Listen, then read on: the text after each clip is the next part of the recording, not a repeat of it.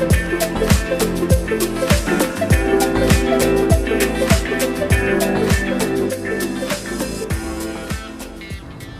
Sobat Komjatim, berjumpa kembali dengan saya Saada Hafid. Selamat datang kembali di podcast Jendela Kominfo Jawa Timur. Kali ini kita akan membahas mengenai aplikasi-aplikasi yang sudah disediakan oleh Dinas Kominfo untuk masyarakat Jawa Timur, terutama aplikasi mengenai informasi seputar COVID-19. Sudah hadir di sini Bapak Kepala Dinas Komunikasi dan Informatika Provinsi Jawa Timur, Bapak Dr. Andes Beni Sampirwanto. Apa kabar Bapak? Alhamdulillah baik-baik saja. Salam sehat untuk Mbak Saada serta para pemirsa semua. Oke, baik. Selalu berkabar baik ya Bapak ya? Insya Allah harus selalu. Baik Sobat Komjatim, kita akan berbincang lebih jauh mengenai aplikasi info covid-jatimprof.go.id. Namun setelah jeda berikut, setelah informasi berikut ini.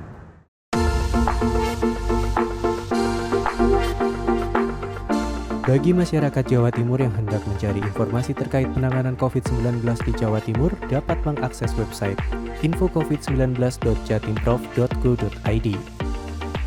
Di dalam website tersebut terdapat berbagai macam fitur, antara lain oksigen gratis, diperuntukkan bagi warga Jawa Timur yang membutuhkan oksigen dan juga ambulan. One Gate Referral System, untuk mengetahui ketersediaan bed di rumah sakit rujukan COVID-19. Selain itu, juga ada Covid Jatim untuk bergabung dalam forum tanya jawab antara pasien dan penyintas COVID-19. Sementara itu, untuk informasi tentang pelaksanaan vaksinasi, masyarakat dapat menghubungi call center Dinas Kesehatan Provinsi Jawa Timur di nomor 081 334 367 800. Nantinya akan diarahkan oleh petugas terkait persyaratan dan jadwal pelaksanaan vaksinasi di kota atau kabupaten di Jawa Timur.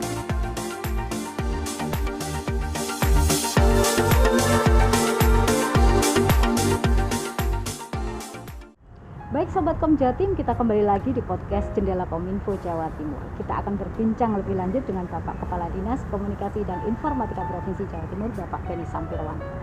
Bapak, apa yang melatar belakangi aplikasi info covid-jatimprof.go.id ini dibuat oleh Dinas Kominfo? Ini adalah sebuah pandemi, sebuah kejadian, sebuah penyakit yang tidak ada sebelumnya, membuat seluruh dunia termasuk warga Jawa Timur tidak tahu apa yang dilakukan, kemudian terbata-bata melihat itu. Oleh karena itu kita menyediakan website ini infocovid-jatimprof.go.id ini pertama untuk memberikan informasi sekitar COVID-19 ini. Apa itu info COVID, kemudian sebarannya di mana, kemudian rumah sakit yang menjadi rujukan mana saja, kemudian keterisian tempat tidur di rumah sakit itu seperti apa, kemudian adakah berita-berita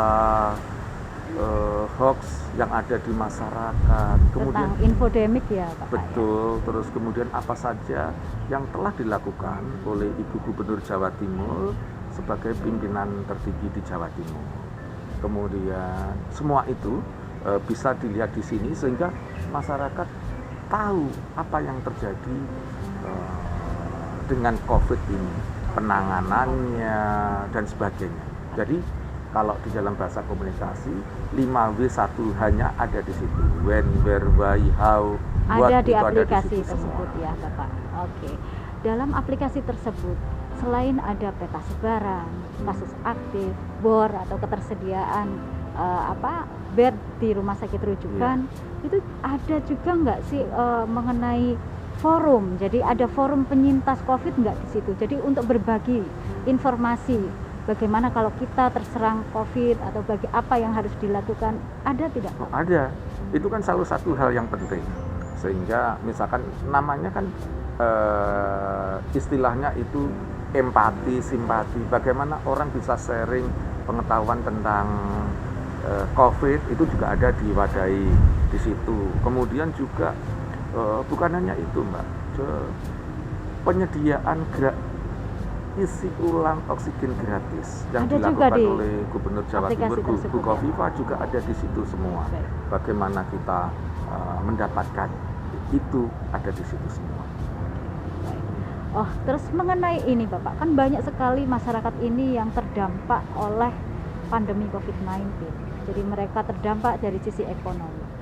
Kalau saya lihat banyak, tidak sedikit mereka, terutama para UMKM atau orang-orang pedagang kecil, mereka berhak mendapatkan bansos dari pemerintah. Ada tidak di situ aplikasi mengenai informasi bansos, pembagian bansos itu ada tidak Bapak? Ada. Oke. Jadi semuanya ada di situ. Jadi seperti kita ketahui kan bencana ini ditangani oleh pemerintah pusat, pemerintah provinsi, pemerintah kabupaten kota, sesuai dengan eksternalitasnya, sesuai kepentingannya. Semuanya ada di situ. Termasuk tadi yang ditanyakan, apakah warga, apakah UMKM mendapatkan, itu ada di situ semua. Di radar bansos Betul, kalau saya di tidak radar salah. bansos tadi. Oke, baik. Sobat Komjatim, menarik sekali perbincangan kali ini mengenai pandemi, mengenai COVID-19 dan dampaknya, dan bagaimana Dinas Kominfo melakukan perannya melalui aplikasi yang disediakan untuk masyarakat Jawa Timur.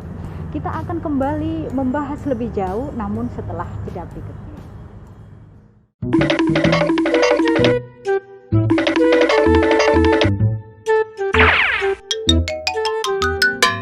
Selamat siang Mbak, saya mau tahu info COVID-19 di Jawa Timur gimana ya Mbak? Baik Bapak, bisa kami bantu untuk penanganan COVID-19 di Jawa Timur bisa mengakses di website info-covid19.jatimprov.go.id. Mbak, kalau misalnya saya pengen dapat oksigen gratis itu gimana ya caranya? Mengenai informasi oksigen dapat mengakses di website info-covid19.jatimprov.go.id dengan membuka fitur oksigen gratis Jawa Timur. Mbak, kalau saya ingin tahu informasi ketersediaan bed di rumah sakit rujukan COVID-19, bagaimana caranya? Mengenai informasi ketersediaan bed rumah sakit rujukan COVID-19 di Jawa Timur dapat membuka di website info-covid19.jatimprov.go.id di layanan One Gate Referral System Jawa Timur. Oh iya Mbak, saya tadi lihat sekilas di website ini terdapat fitur COVID Jatim. Ini fungsinya untuk apa ya Mbak kalau boleh tahu? Untuk FOVID atau Forum COVID Jawa Timur merupakan forum obrolan bagi pasien dan juga penyintas COVID-19 dalam berbagi informasi dan pengalaman seputar COVID-19. Mbak, di mana saya bisa dapat informasi terkait vaksinasi di Jawa Timur? Untuk informasi pelaksanaan vaksinasi COVID di Jawa Timur, disarankan menghubungi Dinas Kesehatan Provinsi Jawa Timur.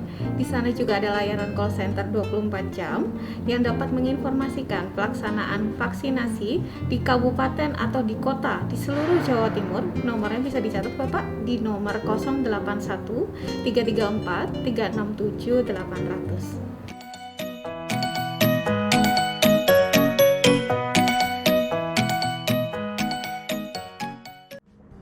Baik Sobat Komjatim, kita kembali lagi di podcast Jendela Kominfo.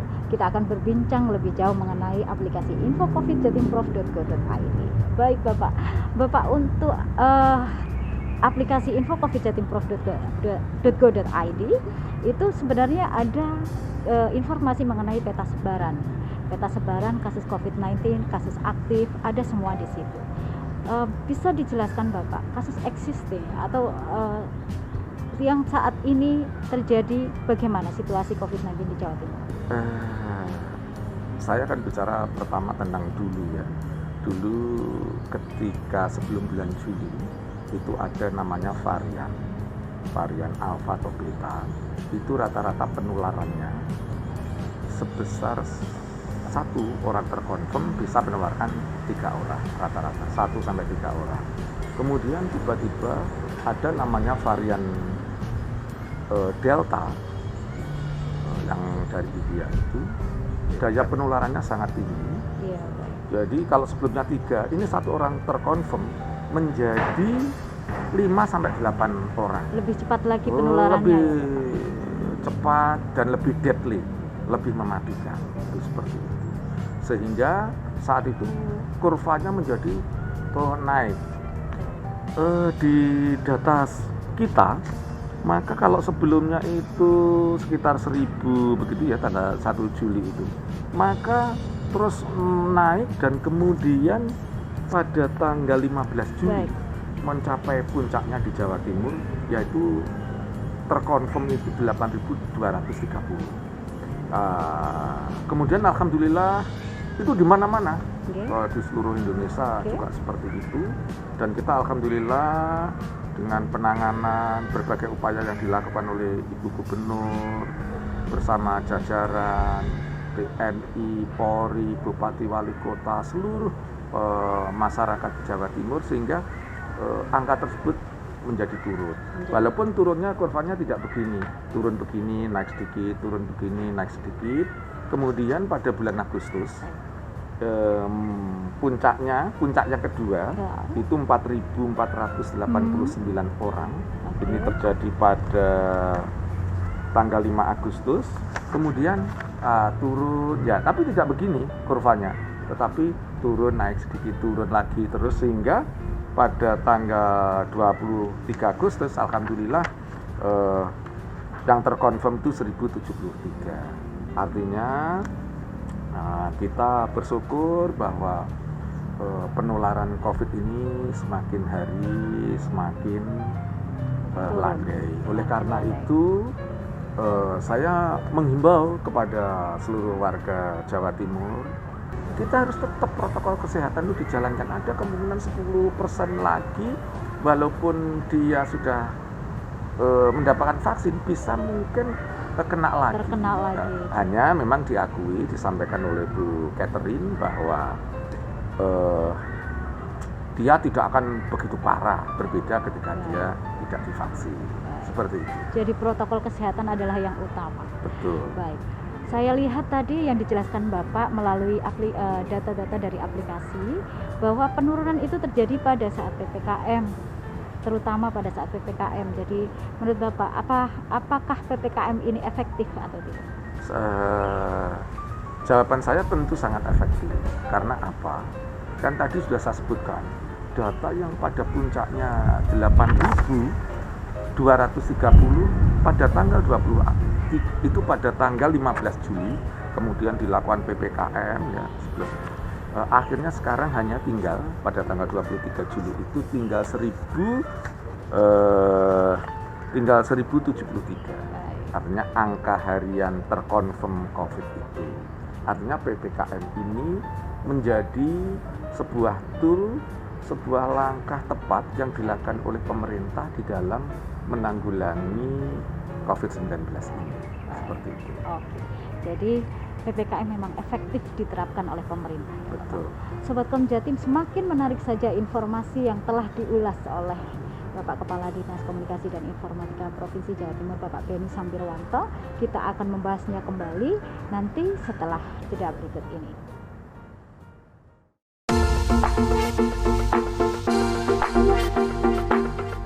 Bagi masyarakat Jawa Timur yang hendak mencari informasi terkait penanganan COVID-19 di Jawa Timur dapat mengakses website infocovid19.jatimprov.go.id. Di dalam website tersebut terdapat berbagai macam fitur, antara lain oksigen gratis, diperuntukkan bagi warga Jawa Timur yang membutuhkan oksigen dan juga ambulan.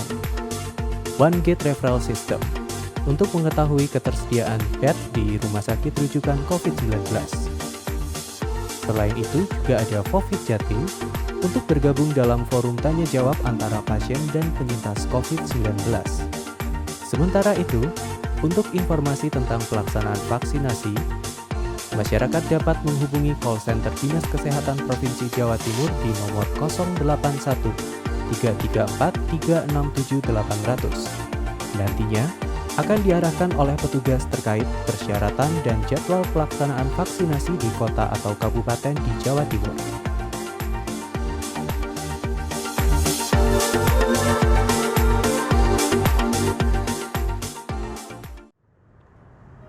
Oke, baik Sobat Komjatim, kembali lagi di podcast Jendela Kominfo Jawa Timur.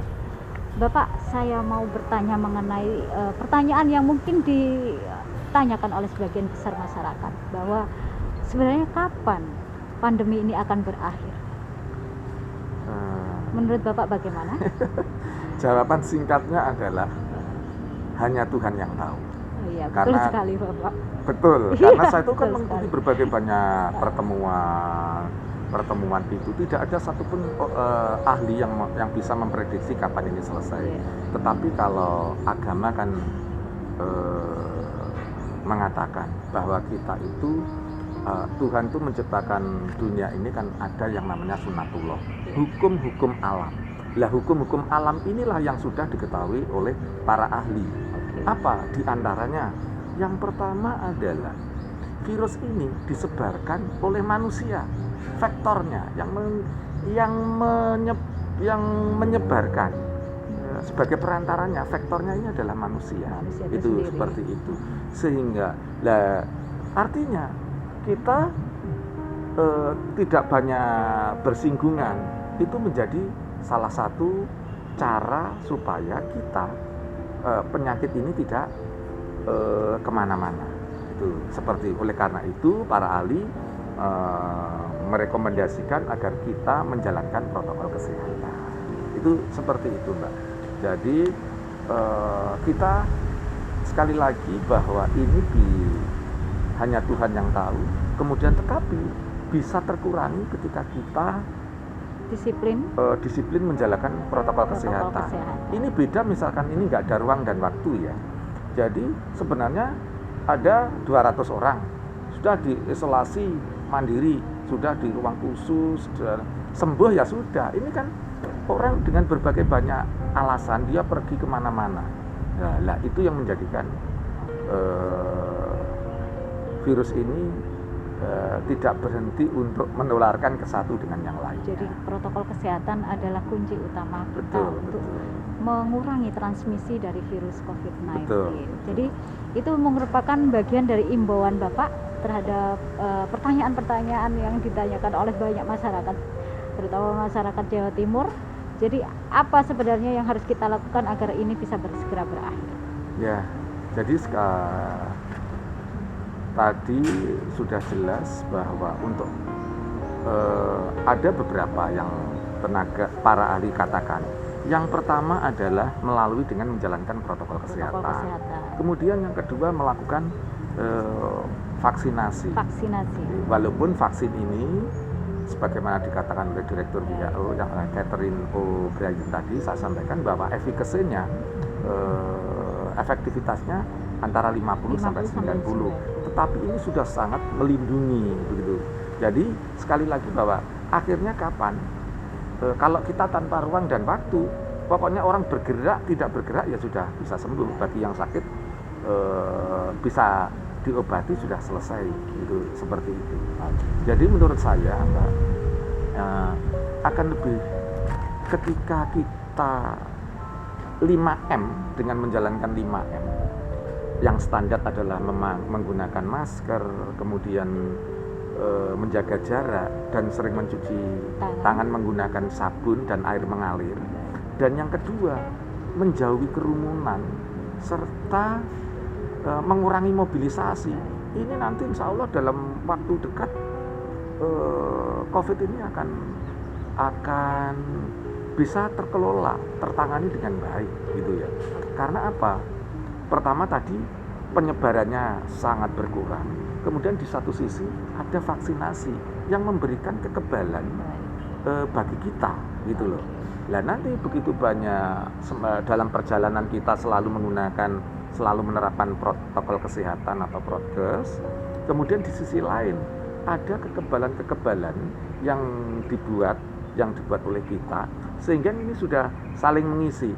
Yang di satu sisi kita menjalankan protokol kesehatan di dalam tubuh sendiri, betul tidak memungkinkan atau mengurangi pengurangan transmisi virus. Kemudian yang kedua adalah kita sendiri imunitasnya mempunyai kekebalan betul tubuh. Sehingga insya Allah segera tertangani, nggak akan kemana-mana lagi gitu. Oke, baik, semoga pandemi ini akan segera berakhir ya Bapak ya, dengan tadi imbauan dari Bapak. Baik Sobat Komjatim, menarik sekali perbincangan kali ini dengan Bapak Kepala Dinas Komunikasi dan Informatika Provinsi Jawa Timur mengenai aplikasi info covid.jatimprov.go.id, dan intinya 3M ditambah 2M menjadi 5M, protokol kesehatan adalah kunci utama kita untuk mengakhiri pandemi COVID-19 kali ini. Jangan lupa untuk terus menonton informasi-informasi terbaru kami melalui podcast Jendela Kominfo Jawa Timur di akun YouTube kami MMC Kominfo Jatim. Jangan lupa subscribe dan like akun kami. Sampai jumpa, salam sehat.